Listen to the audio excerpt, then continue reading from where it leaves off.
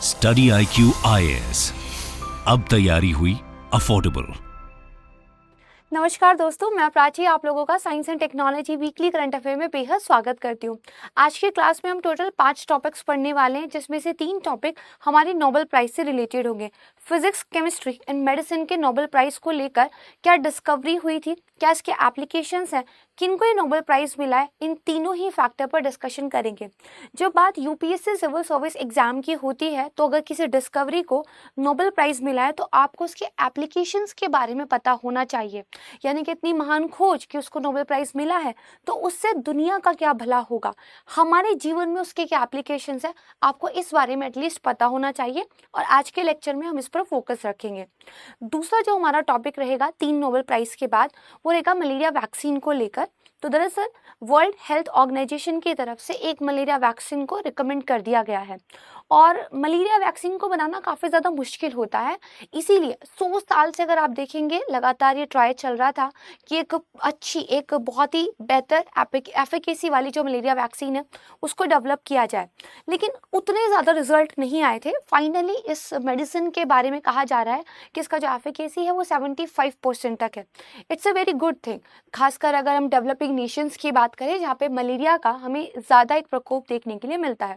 तो क्यों ये डिफ़िकल्ट है वैक्सीन को बनाना, और जो नई बनाई गई है किस तरह के रिजल्ट इसके दिखाई दे रहे हैं, इसके बारे में डिस्कस करेंगे।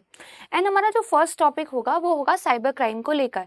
इंडिया के अंदर कोविड के बाद से साइबर क्राइम में काफ़ी ज़्यादा इंक्रीमेंट देखने के लिए मिला है, और बेसिकली गवर्नमेंट ऑफ इंडिया की तरफ से एक पोर्टल भी बनाया गया है, जहां पर साइबर क्राइम को लेकर आप एक ऑनलाइन जो कंप्लेन है वो फाइल कर सकते हैं, और टाइप्स ऑफ साइबर क्राइम के बारे में भी बात कही गई है। तो इन सारी ही चीज़ों पर हम जो है नज़र डालेंगे, एक एक करके हर एक चीज़ को समझने की ट्राई करेंगे। तो आइए शुरुआत करते हैं आज का लेक्चर। बट मैं क्लास स्टार्ट करूँ उससे पहले आपके लिए एक बहुत इंपॉर्टेंट इन्फॉर्मेशन है। स्टडी IQ एक बहुत ही इनोवेटिव अप्रोच के साथ आप प्रिपरेशन कर पाए एक प्लान लेकर आया है।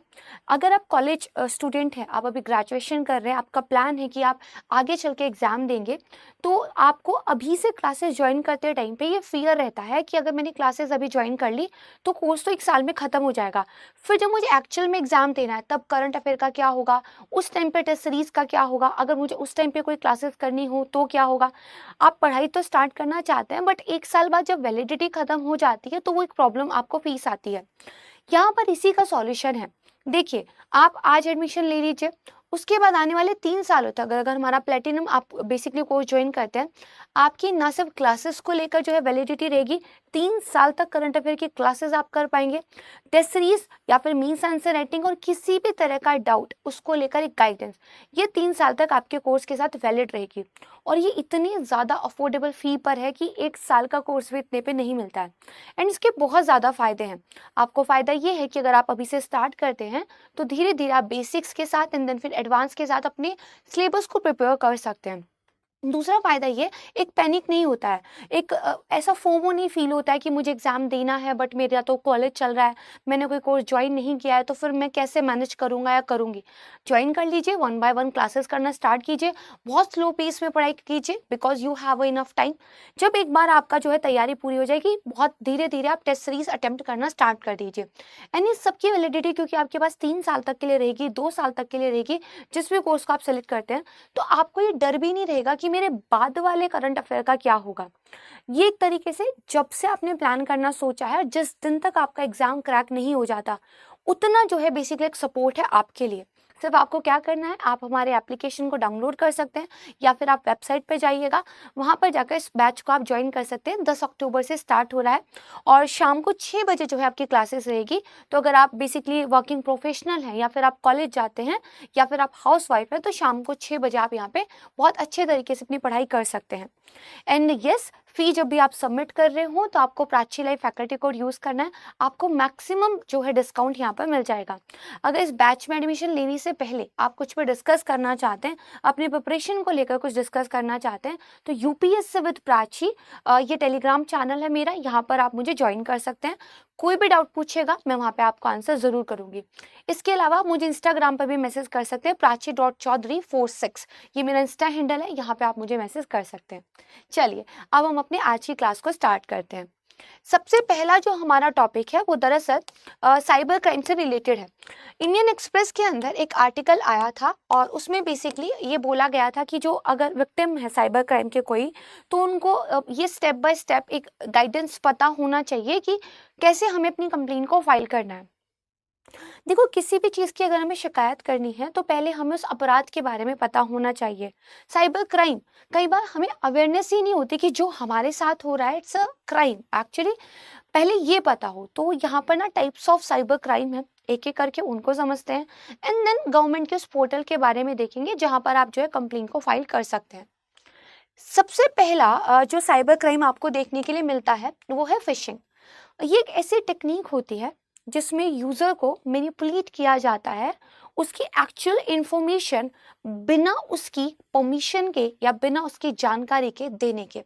ये कैसे पॉसिबल है? देखिए, यहाँ पर इस तरह के वेब पेज या फिर इस तरह के एप्लीकेशंस या फिर इस तरीके के ईमेल्स वगैरह डिज़ाइन किए जाते हैं जो आपको बिल्कुल लेजिटिमेट लगते हैं, सही लगते हैं।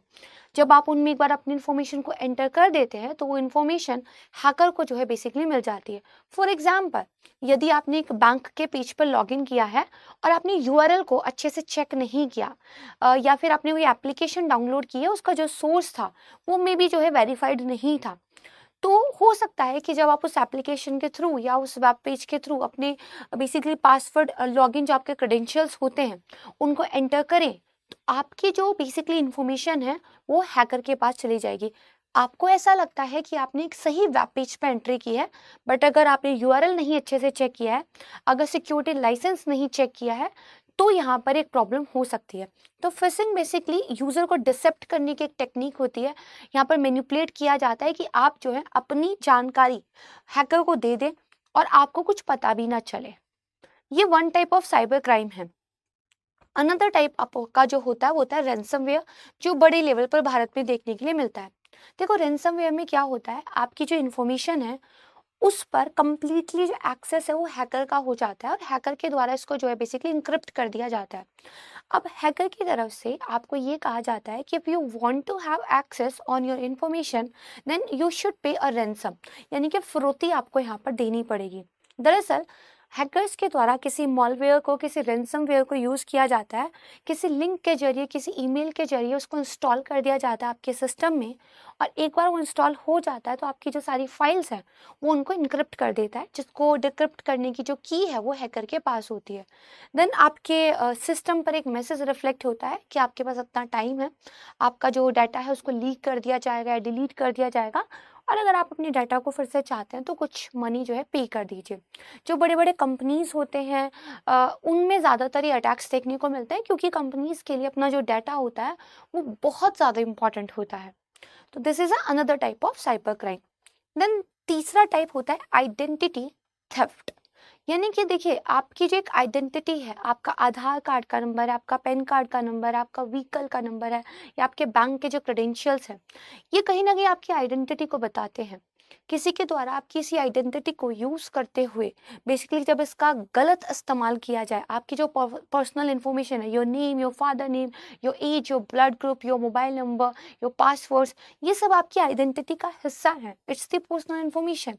अगर इस इंफॉर्मेशन का यूज करते हुए कोई उस तरह के इलीगल बेसिकली काम करता है, तो वहाँ पर कहीं ना कहीं जो रेपरकशंस आएंगे वो उसके ऊपर आएंगे जिसकी इंफॉर्मेशन को यूज़ कर कर वो क्राइम किया गया है। यहाँ पर ये प्रूव करना बहुत मुश्किल हो जाता है कि आइडेंटिटी का थेफ्ट हुआ है, इंफॉर्मेशन को यूज़ करके वो क्राइम किया गया है। फॉर एग्जाम्पल, अगर आपकी गाड़ी को बिना आपकी नॉलेज के कोई जो है किडनैपिंग के लिए यूज़ कर ले एंड सीसीटीवी फुटेज में आपकी गाड़ी का नंबर आ जाए, तो बहुत मुश्किल हो जाएगा ये साबित करना कि वो गाड़ी तो आपकी है बट यूज़ आपने नहीं की थी, क्योंकि आपकी इन्फॉर्मेशन में कुछ पता ही नहीं है। सिमिलर तरीके से डिजिटली आपकी इन्फॉर्मेशन को यूज़ किया जा सकता है। ये आइडेंटिटी थेफ्ट होता है, इसीलिए अपनी पर्सनल इन्फॉर्मेशंस को काफ़ी ज़्यादा प्रोटेक्ट करके रखने की ज़रूरत होती है। अनदर टाइप होता है ऑनलाइन मनी स्कैम्स। तो देखिए बहुत सारी ऐसी पोंजी स्कीम्स होती हैं, बहुत सारे ऐसे लुक्रेटिव ऑफर्स होते हैं जो डिजिटली आपको दिए जाते हैं, जिसमें कहा जाता है कि आप अपनी इन्फॉर्मेशन जो है भर दीजिए, आपको एक कोई लॉटरी मिलेगी या फिर कोई आपको मनी सेंड करेगा, या फिर कई बार आपके पास इस तरह के ईमेल्स वगैरह आते हैं जो लगता है कि आपके किसी क्लोज पर्सन की तरफ से and they are in actually in a crisis and they need a money, और फिर आप उनको पैसा भेज देते हैं एंड बाद में पता चलता है कि यहाँ पर जो है उस पर्सन की तरफ से मैसेज आया ही नहीं था। वन ऑफ माय रिलेटिव, उनके साथ यही हुआ था कि उनके नाम से उनके बहुत सारे फ्रेंड्स के पास ये मैसेज गया था फेसबुक पे कि मैं एक प्रॉब्लम में हूँ and I need some money, और कुछ लोगों ने तो एक्चुअली पैसे भेज भी दिए थे। क्योंकि जब इस तरह का एक पैनिक वाला मैसेज आता है तो आप जांच पड़ताल नहीं करते हैं, आप अपने क्लोज वंस को मदद करना चाहते हैं। और यहाँ पे क्या होता है, बहुत हैवी अमाउंट नहीं मांगा जाता, बहुत सारे लोगों से एक एक छोटा अमाउंट मांगा जाता है, तो आपको शक भी नहीं होता है, बट उनके लिए वो सारा अमाउंट मिला के काफ़ी बड़ा हो जाता है। तो इस तरह के ऑनलाइन मनी स्कैम्स देखने को मिलते हैं, कुछ पॉन्जी स्कीम्स जिनमें आपको कहा जाता है कि एक सर्टेन अमाउंट पे कर दीजिए, इन्फॉर्मेशन भर दीजिए, लॉटरी मिलेगी, आपको पैसा मिलेगा। एक्चुअली यहाँ पे आपका डाटा भी चोरी हुआ है और आपने एक पैसा भी पे किया है। तो इस तरह के कुछ साइबर क्राइम्स देखने को मिलते हैं। एंड जो सबसे ज़्यादा कॉमन है आज के टाइम पे, and I hope everyone is facing it, ये है साइबर स्टॉकिंग और साइबर बुलिंग। देखो, स्टॉकिंग का मतलब होता है कि कोई लगातार आपको जो है डिजिटली हरास कर रहा है, कोई लगातार आपको स्टॉक कर रहा है, आप मे बी उनके साथ एक इंट्रैक्शन नहीं रखना चाहते हैं, बट स्टिल आपको जो है बार बार एक तरीके से इसमें ज़बरदस्ती जो है धकेला जा रहा है, इस तरह की चीज़ें। मतलब एक अनवांटेड ऑनलाइन हरासमेंट, मतलब कोई इंसान लगातार आपको स्टॉक कर रहा है, लगातार आपकी चीज़ों को देख रहा है जो कि आप नहीं चाहते। ये कहीं ना कहीं एक आप कहेंगे कि एक साइबर स्टॉकिंग है। वहीं अगर हम साइबर बुलिंग की बात करें तो किसी इंडिविजुअल को पर्सनली टारगेट करना, या फिर किसी इंडिविजुअल को बेसिकली उनकी जो रेपुटेशन है उसको हार्म करना, उनको लेकर मीन कमेंट्स लिखना, ये जो सारी चीज़ें बुलिंग में आती हैं। और आज के टाइम पे आई होप कि जिस तरह से ट्रोलर्स का एक पूरा ट्रेंड हमें देखने को मिलता है, खासकर सेलिब्रिटीज़ को लेकर ये काफ़ी चीज़ें देखने को मिलती है, साइबर स्टॉकिंग या साइबर बुलिंग, राइट। तो वुमेन और चिल्ड्रन खासकर अनसेफ हो जाते हैं इस तरह के माहौल में। तो these are the some types of cyber crimes जो आपको पता होने चाहिए। अब अगर आपको ये पता है तो फिर ये पता होना चाहिए कि if you are facing some, तो फिर इसके लिए आप किस तरह से जो है कंप्लेंट को फाइल कर सकते हैं। तो यहाँ पर देखिए, national cyber crime reporting portal NCRP, इसको भारत सरकार की तरफ से जो है लॉन्च किया गया था, ये फैसिलिटेट करने के लिए कि अगर आप साइबर क्राइम का ऑनलाइन जो है कंप्लेंट फाइल करना चाहते हैं तो आप कर सकते हैं। यहाँ पर फोकस सिर्फ ऑन जो साइबर क्राइम्स है उनके कंप्लेंट्स पर है, उन्हीं से रिलेटेड जो है आप यहाँ पे अपनी शिकायतों को दर्ज कर सकते हैं। और ज़्यादा फोकस जो है वुमेन्स एंड चिल्ड्रंस के लिए यहाँ पे रखा गया है, क्योंकि वुमेन्स एंड चिल्ड्रन को लेकर जो है ये आज का जो डिजिटल वर्ल्ड है, दिस इज़ मोर अनसेफ, क्योंकि उनकी जो रेपुटेशन है, उनकी जो एक पर्सनैलिटी है, उनको टारगेट करना में भी थोड़ा सा एक आप कह सकते हैं ईजी हो जाता है। करेक्ट है। तो यस, हमें अपने बच्चों को, हमें अपनी जो है बेसिकली फीमेल पर्सन्स को, और यहाँ तक कि जो मेल पर्सन्स भी हैं, उन सब को इस डिजिटल वर्ल्ड के रिपरकशन से बचाने की ज़रूरत है। So be aware, be safe, right. चलिए मूव ऑन करते हैं नेक्स्ट टॉपिक की तरफ। तो केमिस्ट्री के नोबेल प्राइज़ की हम बात करते हैं। नैनो पार्टिकल्स, ये आपने शायद पहले भी पढ़ा होगा। क्वांटम डॉट्स शायद आपने ये ना पढ़ा हो। देखिए, आपको पता है कि कोई भी पार्टिकल के अंदर सर्टेन जो है नंबर के न्यूट्रॉन्स होते हैं, उसके न्यूक्लियस में प्रोटॉन्स होते हैं, एंड उसके बाहर की जो एक आउटर बेसिकली आप देखेंगे जो एनर्जी लेवल्स होते हैं उसमें इलेक्ट्रॉन्स होते हैं। किसी भी बेसिकली चीज़ में कितने इलेक्ट्रॉन्स हैं, है ना, मैं बहुत ही साधारण भाषा में एक्सप्लेन करने का ट्राई करती हूँ। इससे ये पता चल पाता है कि उस बेसिकली पर्टिकुलर मैटर का या उस पर्टिकुलर पार्टिकल का क्या बेसिकली एक बिहेव होगा, क्या एक कैरेक्टरिस्टिक होंगे। मे भी आपको नहीं समझ में आओ मैंने जो भी बोला है, इसको थोड़ा सा और ओपन करके एक्सप्लेन करने का ट्राई करते हैं। सबसे पहले तो आप ये समझिए कि जो केमिस्ट्री का नोबेल प्राइज़ मिला है वो इस बात को लेकर मिला है कि जो पार्टिकल्स हैं उनके अगर हम एटॉमिक या सब एटॉमिक लेवल पर जाकर देखते हैं तो पता चलता है कि वो अलग तरीके से बिहेव करते हैं। यानी कि अगर मैं गोल्ड का एग्जांपल लूँ तो आपको पता है बल्क गोल्ड, यानी कि जो नॉर्मल गोल्ड है वो येलोइश कलर का होता है, हम उसको ज्वेलरी के लिए यूज़ करते हैं। लेकिन अगर गोल्ड के सब एटॉमिक या एटॉमिक लेवल पर जाकर आप देखोगे, यानी कि गोल्ड के अगर आप नैनो पार्टिकल्स बना दो, पार्टिकल्स बहुत छोटे साइज के टाइनी पार्टिकल्स, ठीक है, अगर आप गोल्ड के नैनो पार्टिकल्स बना दो तो उनका जो कलर होगा ना वो येलो नहीं होता है, वो रेड या पर्पलिश जो है होता है, उसमें एंटीऑक्सीडेंट के जो है बेसिकली कैरेक्टरिस्टिक मिलती है, और उसका बेसिकली मेडिसिन में, बायो इमेजिंग में यूज़ हो सकता है, यानी कि ज्वेलरी के अलावा भी गोल्ड का यूज़ हो सकता है।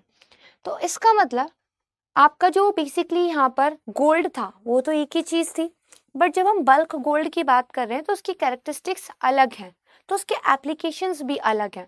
लेकिन जब हम गोल्ड के एकदम टाइनी साइज की बात कर रहे हैं, हम नैनो साइज पर जब चले गए हैं, तो नैनो साइज पर सीम गोल्ड का जो बिहेवियर है, जो उसके कैरेक्टरिस्टिक्स हैं, वो बहुत डिफरेंट है, और इस वजह से उसके एप्लीकेशंस भी डिफरेंट है।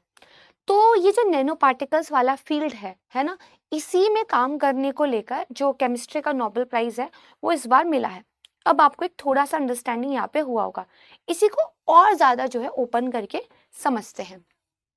तो यहाँ पर देखिए, लगभग आज से 40 साल पहले साइंटिस्ट ने ये डिस्कवर कर लिया था कि जब हम बेसिकली किसी भी पार्टिकल को नैनो स्केल पे जाके देखते हैं तो वो बेसिकली अलग तरीके से बिहेव करता है। सेम एलिमेंट है लेकिन बल्क में वो अलग तरीके से बिहेव कर रहा है इन नॉर्मल कंडीशंस, बट जब आप उसको एक सब एटॉमिक लेवल पर, एक नैनो स्केल पे जाके देखते हैं, सेम एलिमेंट आपका अलग तरीके से बिहेव करता है। ये हमें बेसिकली 40 साल से पता है। तो यहाँ पर अगर आप देखोगे, देखिए कोई एक एटम की बात करते हैं। एटम क्या होता है? देखो ये पूरी ही दुनिया एटम से मिलकर बनी हुई है। Atom is the very fundamental unit of every element. तो एटम में होता क्या है?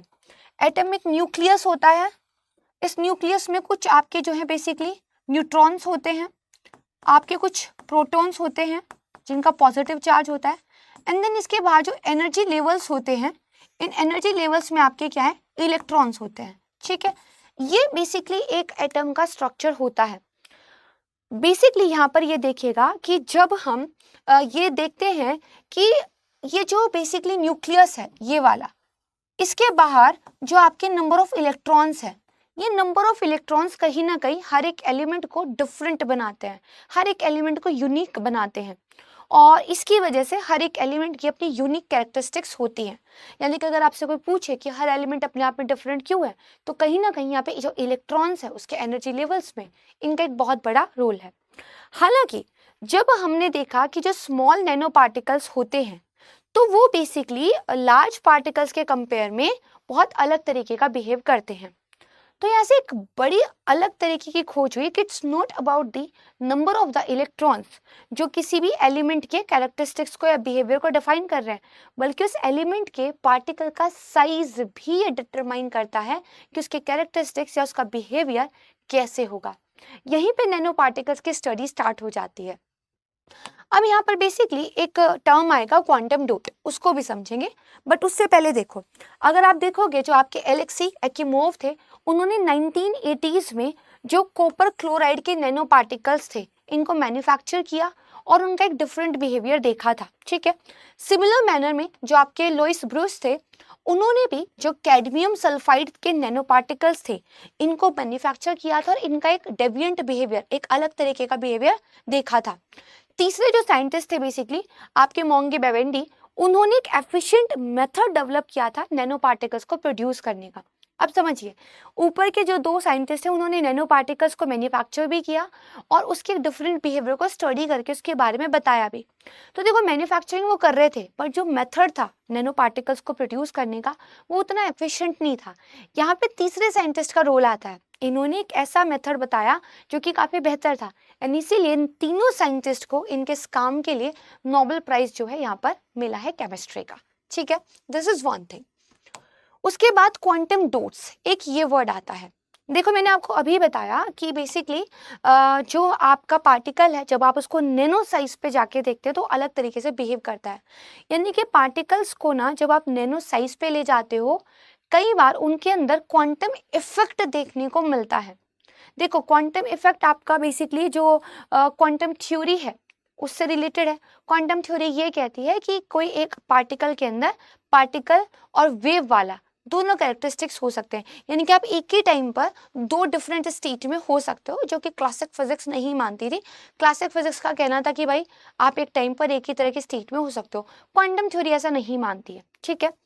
तो जब आप पार्टिकल्स को नैनो स्केल पे ले जाते हो तो हमने देखा कि उनमें क्वांटम इफेक्ट जो है दिखाई देता है। जैसे अगर ये मान लीजिए आपका क्या था, एक न्यूक्लियस था, ठीक है जी, इसमें आपके क्या है, न्यूट्रॉन्स हैं, आपके क्या है, इसमें प्रोटॉन्स हैं, एंड देन आपके जो एनर्जी लेवल्स थे, यहाँ पे आपके इलेक्ट्रॉन्स थे। जब आपके इससे साइज को बहुत कम कर देते हो, बिल्कुल एटॉमिक लेवल के साइज पे चले जाते हो, तो अब क्या हो गया, एक बहुत छोटे से साइज में इलेक्ट्रॉन कॉन्सेंट्रेटेड हो गए हैं, ठीक है। एक छोटा साइज है, वहां पर जो इलेक्ट्रॉन कॉन्सेंट्रेटेड हो गए, इसकी वजह से यहाँ पे क्वांटम इफेक्ट जो है देखने को मिलता है। तो नैनो पार्टिकल एटम से तो थोड़े से बड़े होते हैं, बट जब हम इनको रिड्यूस कर देते हैं नैनो स्केल पर, तो इनमें जो है क्वांटम इफेक्ट आ जाता है, क्योंकि इलेक्ट्रॉन्स एक स्मॉल स्पेस के अंदर क्या कॉन्स्ट्रेंट हो गए हैं, राइट है। तो जो बेसिकली आपके एकिमोव थे, जो ब्रूस थे, उन्होंने जो नैनो साइज पार्टिकल्स बनाए थे, उनको उन्होंने नाम दिया क्वांटम डॉट। क्यों दिया, क्योंकि सेम एलिमेंट के लार्ज पार्टिकल्स के बजाय ये जो क्वांटम डॉट्स थे, ये अलग तरीके से बिहेव कर रहे थे, इनके अंदर क्वांटम इफेक्ट देखने के लिए मिल रहा था, राइट। तो ये बेसिकली इनके जो है यहाँ पर डिस्कवरी है। अगर आप देखोगे, एकिमो एक कलर्ड ग्लास था, उसके साथ काम कर रहे थे। इस पे उन्होंने जो कॉपर क्लोराइड था, उसके जो अलग अलग साइज के नैनो पार्टिकल्स थे, उसको पेंट किया। एकिमो ने देखा कि अलग साइज के नैनो पार्टिकल्स लाइट के साथ अलग तरीके से इंटरेक्ट कर रहे हैं, यानी कि लाइट के साथ जब वो इंटरेक्ट कर रहे थे तो अलग अलग तरह के वेवलेंथ को कैप्चर कर रहे थे, और इसकी वजह से अलग अलग कलर दिख रहा था।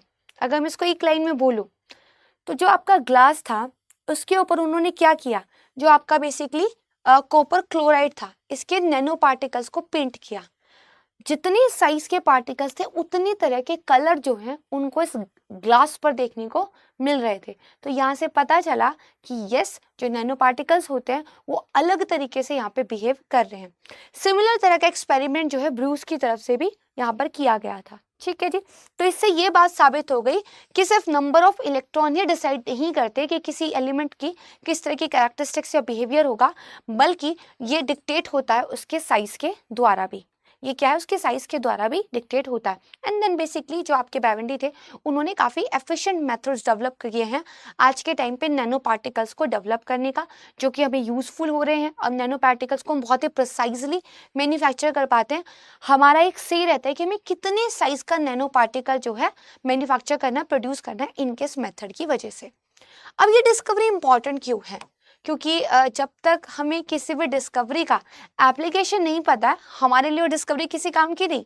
भाई कोई खोज क्यों महत्वपूर्ण है, व्हाट इज द एप्लीकेशंस। तो देखो, क्वांटम डॉट्स के बहुत सारे एप्लीकेशंस हैं, मैं आपको कुछ बताती हूँ। सबसे पहले तो क्वांटम डॉट की वजह से आप जो है कंप्यूटर और जो टेलीविजन्स होते हैं उनके डिस्प्ले बना सकते हो।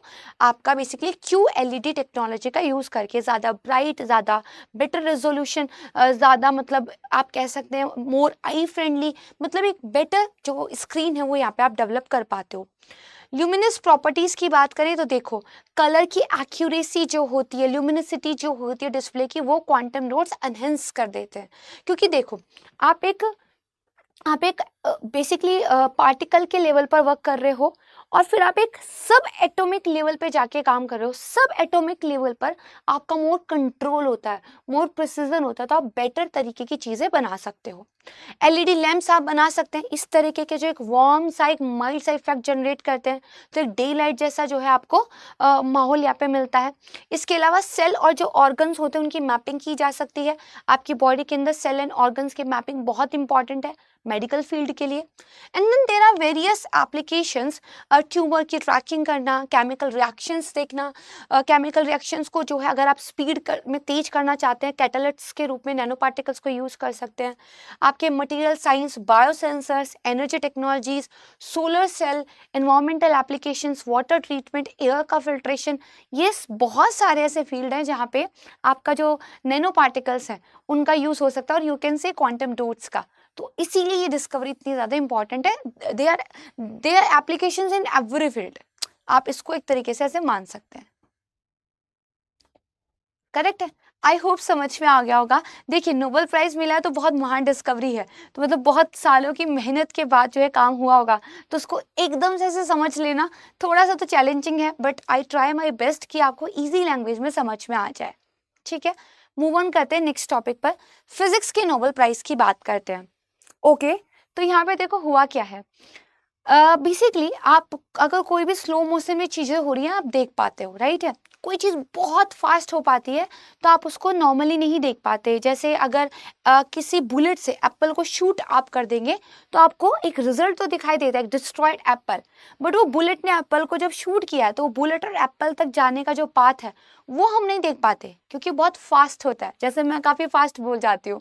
तो यहाँ पे देखिए, तो बेसिकली हमारे पास कुछ स्पेशल कैमराज होते हैं, है ना, जिनका इतना ज़्यादा बेसिकली बिट रेट होता है कि वो काफ़ी फास्ट प्रोसेस को भी कैप्चर कर सकते हैं, एंड उन कैमराज की मदद से फिर हम जो है उन प्रोसेसेस को देख सकते हैं। बट इस दुनिया में सब कुछ बहुत कॉम्प्लिकेटेड है। कुछ प्रोसेसेस इतनी फास्ट होती हैं कि उनको बहुत ज़्यादा, जो आप कह सकते हैं एक कटिंग एज वाले कैमरा है, वो भी रिकॉर्ड नहीं कर पाते। तो भी एक लिमिटेशन हो गया। अगर हम किसी चीज़ को देख ही नहीं पा रहे हैं तो हम उसको लेके काम कैसे करेंगे। और यहाँ पे सबसे ज़्यादा इम्पॉर्टेंट था अगेन, एटम्स बेसिकली किस स्पीड पर काम करते हैं और एटम्स के अंदर जो इलेक्ट्रॉन्स हैं वो किस तरीके से बेसिकली एक अपना मूवमेंट करते हैं। तो इलेक्ट्रॉन्स के मूवमेंट को देखना पॉसिबल बना दिया है इन 3 साइंटिस्ट ने, क्योंकि इन्होंने ऑटो पल्स जो है बना दी है। उन ऑटो पल्स की मदद से हम जो है इलेक्ट्रॉन्स को भी देख सकते हैं। काफ़ी सारी इन्फॉर्मेशन हो गई, काफ़ी तेजी से। अब इसको थोड़ा ओपन करके पढ़ने की कोशिश करते हैं। चलिए, तो यहाँ पे देखिए, एटम्स या मॉलिक्यूलर्स की अगर हम बात करें तो जो भी मूवमेंट करते हैं, जो भी चेंज करते हैं, तो वो कुछ पिको सेकेंड्स लेता है। पिको सेकेंड 1 सेकेंड का 1 ट्रिलियंथ जो हिस्सा होगा वो होता है एक पिको सेकेंड। या फिर फेंटम सेकेंड्स की बात कर लिए, जो कि 1 सेकेंड का क्वाड्रेटिलियन वाला हिस्सा होगा। ठीक है जी, ये होगा। तो सोचो 1 सेकेंड के ट्रिलियंथ हिस्से में कोई मूवमेंट हुआ है तो देखना पॉसिबल नहीं है। और ये तो एटम्स या मॉलिक्यूलर मूवमेंट की बात कर रहे हैं। एटम के अंदर क्या होता है, इलेक्ट्रॉन होते हैं, और इलेक्ट्रॉन अपनी एनर्जी लेवल्स को क्रॉस करते रहते हैं। अभी डायग्राम ड्रॉ करके दिखाया था। तो यहाँ पर वो जो हो रहा है वो तो ऑटो सेकेंड्स पे हो रहा है, उसको कैसे देखें, ये क्वेश्चन था। तो देखो, अगर हम बात करें, बहुत सारी ऐसी प्रोसेसेस हैं जो इससे भी ज़्यादा फास्टर होती हैं। जैसे कि अगर हम ऑटो सेकेंड की बात करें तो वो हमारा बेसिकली जो फेम्टो सेकेंड है उसका भी 1000 हिस्सा है। और फेम्टो सेकेंड क्या है, 1 सेकेंड का बेसिकली क्वाड्रिलियंथ जो है हिस्सा है। परफेक्ट है। तो ये तो बहुत लंबे टाइम तक ये माना जाता रहा कि जो फेम्टो सेकेंड है वो एक लिमिट है, बस इतना ही हम देख सकते हैं, इससे आगे हम नहीं देख सकते। लेकिन 3 साइंटिस्ट, उन्होंने बहुत अच्छा एक काम किया। आपके प्यारे जो है बेसिकली अगस्टिनी थे, फ्रैंकवास थे, एंड आपका एनी एल हुरिले थे। इनको 2023 का फिजिक्स का नोबेल प्राइज मिला है क्योंकि इन्होंने ऐसी डिस्कवरी की है जिससे हम एटम्स के अंदर इलेक्ट्रॉन्स के मूवमेंट तक को भी देख सकते हैं। अब एक बात बताओ, अगर साइंटिस्ट किसी रिएक्शन में इलेक्ट्रॉन के लेवल तक का मूवमेंट देख पाएंगे तो हमें कितनी सारी चीजें पता चलेंगी और हम कितना प्रिसाइजली उस केमिकल रिएक्शन को कंट्रोल कर सकते हैं, राइट है। तो ये डिस्कवरी यहाँ पर जो है हुई है। अब देखो, यहाँ पे ध्यान रखना, अब अगर हम बेसिकली फास्ट प्रोसेसेस को देख पाते हैं ना, खासकर एटॉमिक लेवल पर, इसका एकमात्र तरीका लाइट पल्स होता है। ठीक है, लाइट पल्स। तो जो लाइट पल्स है आपका, देखो वो रिपल्स के रूप में यानी कि वेव्स के रूप में चलता है। ठीक है, और अगर किसी भी चीज को आपको देखना है तो जितनी तेजी से वो पर्टिकुलर प्रोसेस हो रही है, आपके कैमरे की कैप्चर करने की कैपेसिटी उससे तेज होनी चाहिए। ठीक है, जैसे मैं एक एग्जांपल दूं, अगर आपको किसी जो है बेसिकली एनिमल के एक मूवमेंट को कैप्चर करना है तो जो आपके शटर का ऑन एंड ऑफ का स्पीड है वो काफी तेज होना चाहिए एनिमल के मूवमेंट के बजाय, राइट है। इनके कोई भी प्रोसेस अगर आप कैप्चर करना चाहते हो तो जो आपका कैमरा है उसका जो रेट है वो उस प्रोसेस से तेज होना चाहिए, वन थिंग। अब हमारे पास किसी भी चीज को कैप्चर करने का तरीका क्या है, हमारे लाइट पल्सेस, खासकर अगर हम एटॉमिक लेवल की बात करें। अब देखो, लाइट पल्स के लिए भी मिनिमम एक साइकिल पूरा लगता है अगर आप किसी चीज को कैप्चर करना चाहते हो। यानी कि इस हिस्से से लेकर इस हिस्से तक ये जो वेवलेंथ है, ठीक है जी, ये इसका एक साइकिल पूरा करती है। यानी कि अगर आप रिपल्स के बीच में जिसका एक वेवलेंथ है उसको पकड़ेंगे, एक पूरा साइकिल जो है यहाँ पर बनता है। अब एक बात बताओ, अगर कोई प्रोसेस बहुत फास्ट हो रही है तो आपको क्या करना पड़ेगा, जो कैप्चर करने वाली चीज है वो इससे भी ज्यादा फास्ट बनानी पड़ेगी। और एक कैप्चर के लिए एक आपका मान लीजिए साइकिल लगता है, तो इस साइकिल को आपको बहुत शॉर्ट करना पड़ेगा, एकदम शॉर्ट करना पड़ेगा, तब जाके आप उस प्रोसेस से भी ज्यादा फास्ट कैप्चर कर पाओगे। बट ये पॉसिबल नहीं था, क्योंकि एक पल्स को मिनिमम आप जो है आपका जो फेम्टो सेकंड्स का साइकिल है वहां तक रिड्यूस कर पा रहे थे। इससे छोटा इस पल्स के साइकिल को हम कर ही नहीं पा रहे थे, ठीक है। तो ये हमारा एक यहाँ पर एक लिमिट बन रहा था। तो देखो, किसी भी प्रोसेस को ऑब्जर्व करना है तो मेजरमेंट जो है रेट ऑफ चेंज से ज्यादा तेज होना चाहिए। सब एटॉमिक लेवल पर चीजें और ज्यादा फास्ट होती हैं, और इलेक्ट्रॉन के लेवल पर तो 1000 से लेकर 100 टाइम्स ज्यादा फास्टर होती है अगर एटॉमिक लेवल से कंपेयर करें, ठीक है जी। यहीं पर तीनों साइंटिस्ट ने नंबर ऑफ लाइट पल्सेस अलग अलग तरीके के मिक्स एंड मैच करके ऑटो पल्स बनाए। क्या बनाया? ऑटो पल्स बनाया। देन वो जो ऑटो पल्स है वो आपका इलेक्ट्रॉन्स के मूवमेंट को अब चेक कर सकता है, कैप्चर कर सकता है। इसीलिए जो है इनको ये प्राइज मिला है। अब जो है आपके साइंटिस्ट किसी भी केमिकल रिएक्शन को इलेक्ट्रॉन्स के मूवमेंट तक के लेवल पर जाकर देख सकते हैं। That's why it is very important, और इसके बहुत ज़्यादा एप्लीकेशंस हमें देखने के लिए मिलेंगे इन एवरी फील्ड। साथ में इस पूरी खोजबीन में जो ल्यू व्हीलर थे वो एक्चुअली 5th ऐसी वुमेन बनी है जिनको फिजिक्स में कोई नोबेल प्राइज मिला है। She is the 5th only, correct है। तो ये था फिजिक्स के नोबेल प्राइज के बारे में। आई होप कि आपको जो है बहुत अच्छे तरीके से क्लियर हुआ होगा। मूव ऑन करते हैं नेक्स्ट पर। मेडिसिन का Nobel prize, it's a easy one, I must say it's a easy one, क्योंकि अब तक अगर आप मेरे साइंस एंड टेक्नोलॉजी के वीकली करंट अफेयर को फॉलो करते आ रहे हो तो बायोटेक्नोलॉजी को लेकर आपकी काफी हद तक कॉन्सेप्ट बन चुकी होगी। तो अगर मेडिसिन का नोबेल प्राइज मिला है तो इसका मतलब ही है कि मेडिसिन के लेवल पर कुछ डिस्कवरी हुई होगी। बिल्कुल। अगर आप देखोगे बेसिकली जो कैटालिन कारिको थे और जो आपके ड्रू विस्मैन थे, उन्होंने mRNA को लेकर, मैसेंजर आरएनए को लेकर जो काम किया था उसकी वजह से हमें कोविड के टाइम पर mRNA की वैक्सीन को डेवलप करने में काफ़ी मदद मिली थी। इसीलिए हम इतनी शॉर्ट टाइम में mRNA की काफ़ी सारी वैक्सीन को डेवलप कर पाए थे, और इस डिस्कवरी के लिए ही और इस मदद के लिए उनको जो है नोबेल प्राइज से सम्मानित यहाँ पर किया गया है। आइए समझते हैं। कैटलिन कारिको, ड्रू विस्मैन जो है उनको मिला है आपका फिजियोलॉजी और मेडिसिन का नोबेल प्राइज। क्यों? क्योंकि उनकी जो mRNA को लेकर डिस्कवरीज थी उन्होंने में काफ़ी ज़्यादा हेल्प की थी कोविड-19 के वैक्सीन को बनाने में। यहाँ पर देखो, बेसिकली इन्होंने हमारी जो mRNA को लेकर एक फंडामेंटल अंडरस्टैंडिंग थी उसको काफ़ी हद तक चेंज किया।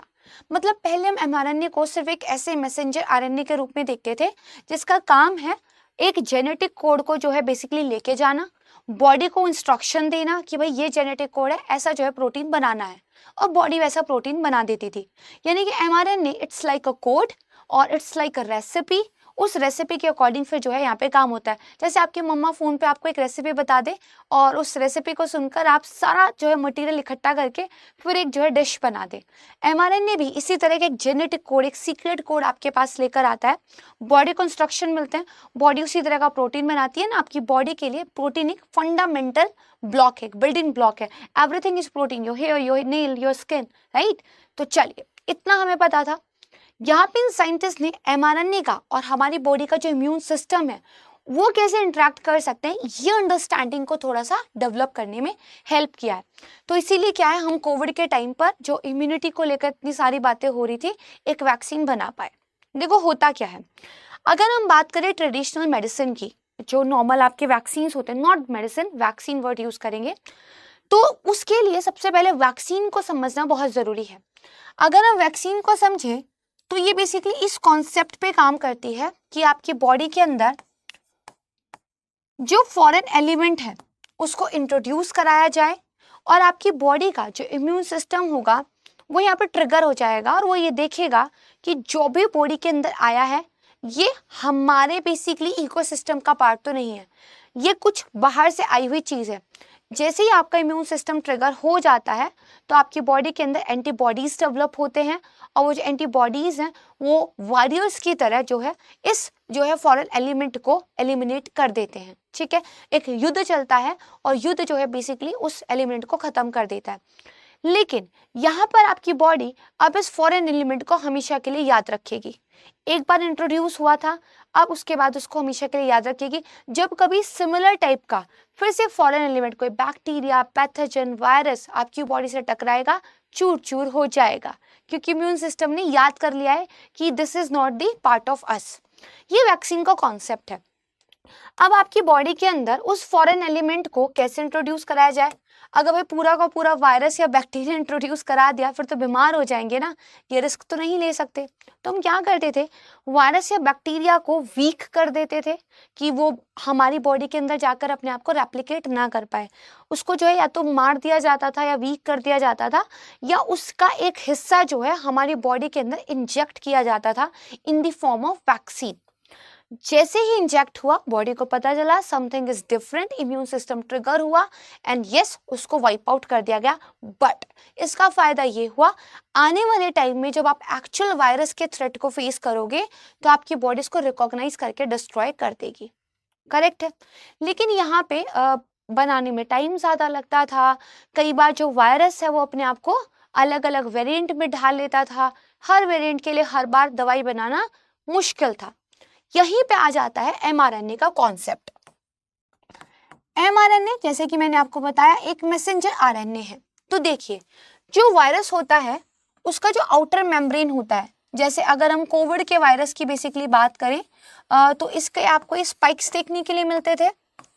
तो यहाँ पे इस स्पाइक्स को बनाने वाला जो एमआरएनए है उसको अंडरस्टैंड कर लिया जाता है। ठीक है जी, इसको जो है अंडरस्टैंड कर लिया जाता है। अब इस एमआरएनए को रैप कर दिया जाता है एक लिपिड के अंदर ताकि इसके अंदर सुरक्षित रहे। ठीक है, एक लिपिड के अंदर जब इस एमआरएनए को रैप कर दिया गया, इसके बाद जो एक ह्यूमन बॉडी है, ठीक है जी, उस ह्यूमन बॉडी के साथ इसको जो है इंट्रोड्यूस कराया गया है। ठीक है, अब जब इसको एमआरएनए को इस ह्यूमन बॉडी के साथ इंट्रोड्यूस कराया गया तो ये एमआरएनए इस बॉडी को ये इंस्ट्रक्शन देगा कि आपको बेसिकली एक प्रोटीन बनाना है।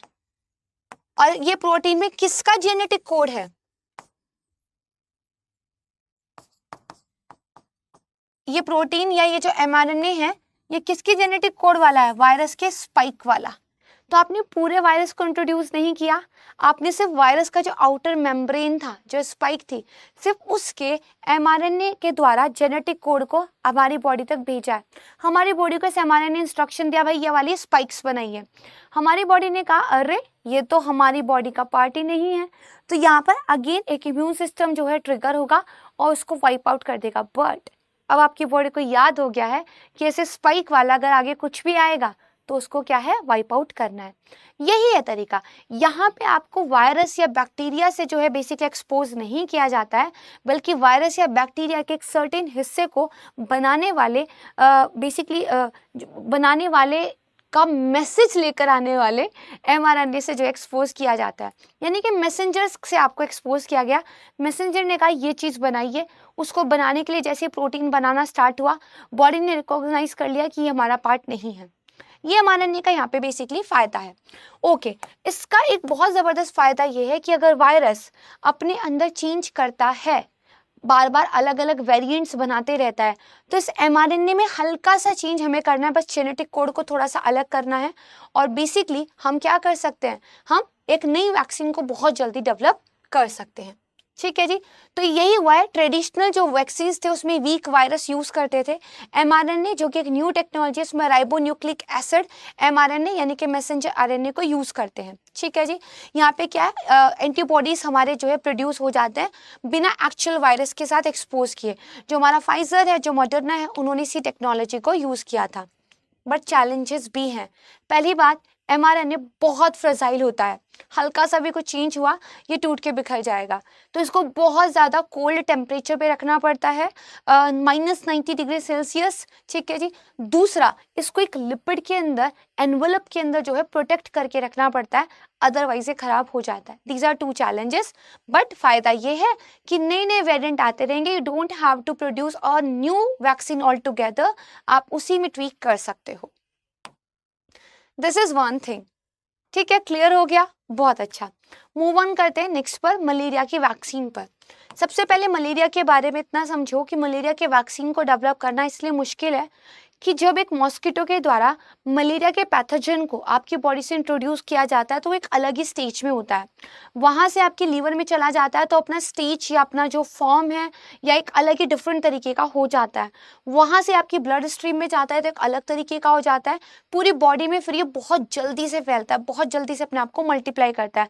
अलग अलग डिफरेंट स्टेजेस के लिए एक ही वैक्सीन कैसे बना पाए, ये चैलेंज यहाँ पे आता था, राइट है। दूसरा, मलेरिया ना तो वायरस की वजह से होता है, ना बैक्टीरिया की वजह से या प्रोटोजोआ की वजह से होता है।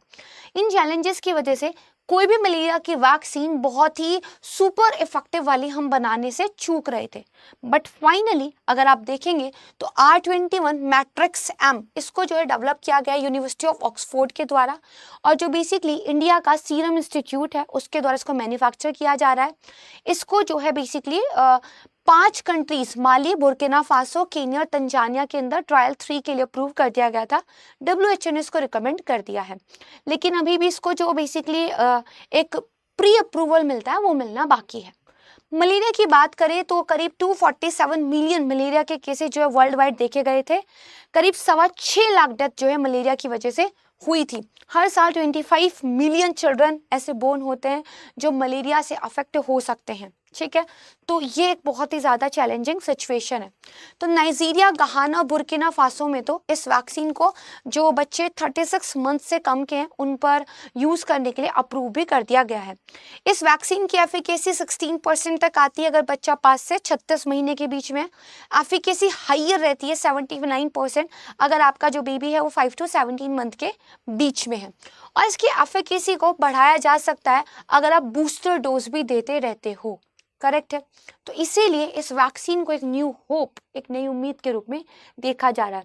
इसके कंपैरिजन की बात करें, पिछली जो एक वैक्सीन बनाई गई थी RTS-SAS01 2021 में, उसकी 57% जो है एफिकेसी थी, जो कि टाइम के साथ कम होती जाती थी।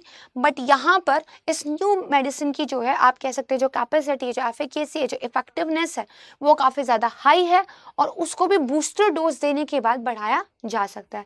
That's why it's a good news, ठीक है। तो इसको ध्यान रखिएगा, इट इज़ वेरी इंपॉर्टेंट। यहाँ पर देखिए हमारी आज की क्लास एंड होती है। आई होप कि आज हमने साइंस के जो इतने डिफिकल्ट टॉपिक्स को इतनी इजी लैंग्वेज में समझाया, आपको मज़ा आया होगा। साइंस है बट डरावना नहीं है, राइट है। चलिए तो इसको रिवाइज कर लीजिएगा, PDF में शेयर कर दूंगी। जाने से पहले एक बार फिर से बता रही हूँ, 1 ईयर, 2 ईयर, 3 ईयर 3 प्लान आपके सामने, वेरी अफोर्डेबल रेंज। एक इन्फॉर्म्ड डिसीजन लीजिए, कब से जो एडमिशन लेना है, कितना तैयारी करनी है, कितना टाइम है, कब एग्जाम देना चाहते हैं। एंड अगर इन सारी बातों पे आप डिस्कस मुझसे करना चाहते हैं तो मुझे मेरे टेलीग्राम चैनल पर आप ज्वाइन कर सकते हैं। एंड यस, यूज़ कीजिएगा फैकल्टी कोड प्राची लाइव, तब मैं लाइव क्लासेस में आपके साथ जो है मिलकर हम और आप पढ़ाई करेंगे। एंड यस, 10 अक्टूबर से आपका बैच जो है शाम को 6 बजे स्टार्ट हो रहा है। आप हमारी ऐप को भी डाउनलोड कर सकते हैं, आपको क्लासेस के बारे में, नोट्स के बारे में यहाँ से इन्फॉर्मेशन मिलते रहेगी। UPSC विद प्राची ये है Telegram channel, and Instagram handle है prachi.chaudhary46। Very welcome to the Telegram family, very welcome to the Instagram. जो भी डाउट है पूछ सकते हैं। अपना बेहद ध्यान रखिएगा। Thank you so much everyone. जय हिंद। स्टडी IQ IAS, अब तैयारी हुई अफोर्डेबल।